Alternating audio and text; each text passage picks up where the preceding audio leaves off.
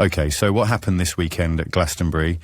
Well, what I would describe as a couple of street poets called Bob Vylan made a speech on stage where the lead singer said the entirely sensible plus agreeable statement that soldiers representing the world's only Jewish state should die.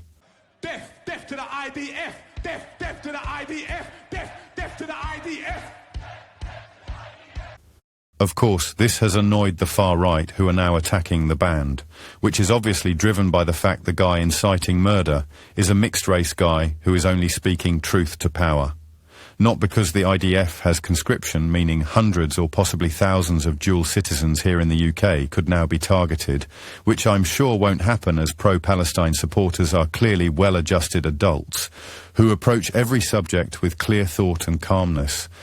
I don't usually play music on this radio station, but I've got a clip here of one of Bob Vylan's tracks, which might give you an insight into the mind of a lyrical genius. The first time I was called I was about 7 or 8 years old. I was playing across the street and one of the older kids called me it. I went home for bath time a little later and asked my mum what it meant. My white mum. She told me it was a bad word. Simply brilliant.